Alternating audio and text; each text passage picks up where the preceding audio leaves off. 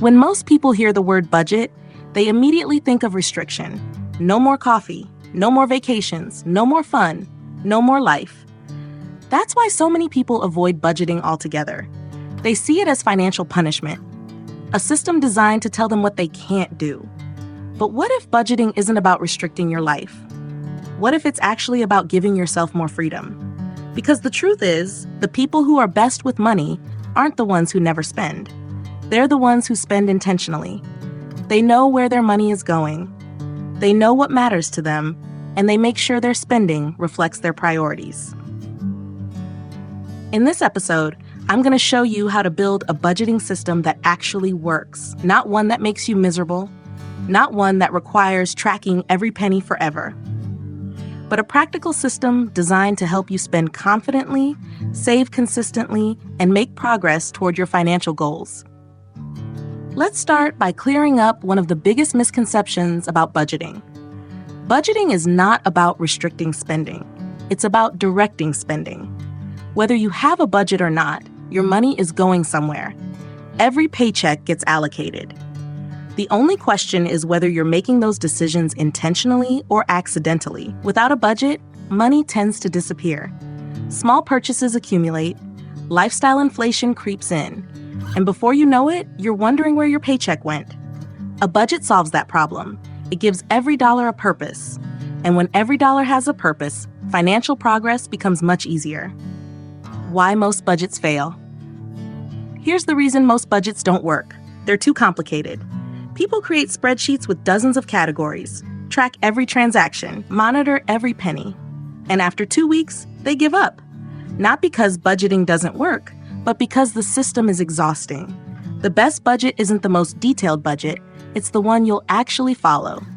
Consistency always beats complexity. That's why we're going to focus on simplicity. Because simple systems survive. Complicated systems usually don't. Before we talk about spending categories, let's discuss something most people never do. Financial forecasting. Think about how businesses operate. Successful companies don't simply react to expenses, they forecast them. They estimate future income, future costs, future investments, and then build a plan around those expectations. You should do the same thing. Instead of focusing only on this month, start looking at the next 12 months.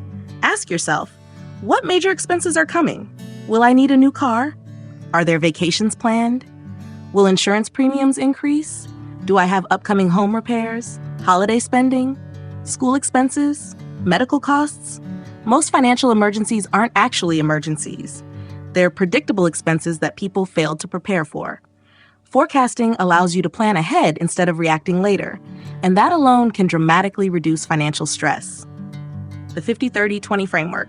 Now let's look at one of the simplest budgeting systems ever created, the 50-30-20 rule. This framework divides your after-tax income into 3 categories: 50% for needs, 30% for wants, 20% for savings and investing. Let's break each one down. Needs. Needs are expenses required for basic living, housing, utilities, groceries, transportation, insurance, minimum debt payments, healthcare. These are the expenses you would still have even if you stopped spending on everything else. The goal is to keep these essential costs around 50% of your income whenever possible. Now, depending on where you live, this may not always be realistic. Some cities have extremely high housing costs, but the principle remains important. The less of your income consumed by necessities, the more flexibility you have elsewhere. The next category is wants. These are the things that improve your quality of life but aren't essential for survival. Dining out, entertainment, streaming services, travel, hobbies, gym memberships, shopping. And here's an important point. There's nothing wrong with spending money on things you enjoy. Financial success isn't about eliminating enjoyment. It's about spending intentionally. The problem isn't buying things you love. The problem is spending mindlessly on things you don't truly value. A healthy budget includes room for enjoyment.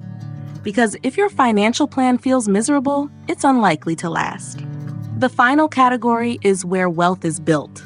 Savings, investments, retirement contributions, emergency funds, debt reduction beyond minimum payments. This category represents paying your future self. And this is where many people make a critical mistake. They save whatever is left over. But wealth builders do the opposite. They save first, then spend what's left. Because if saving depends on leftovers, it rarely happens consistently. The goal is to automate this category whenever possible. Set up automatic transfers, automatic investments, automatic retirement contributions. Remove willpower from the equation. Automation turns good intentions into actual results. Pay yourself first. This principle is so important it deserves its own section. Pay yourself first. Most people get paid and immediately start paying everyone else. The landlord, the bank, the utility company, the credit card company. Then whatever remains gets saved. If anything remains at all, wealthy people reverse the process. They save and invest first, then they live on the remainder. It's a subtle shift, but it changes everything. Because over time, consistent saving becomes non-negotiable, and consistency is the foundation of wealth. The danger of lifestyle inflation.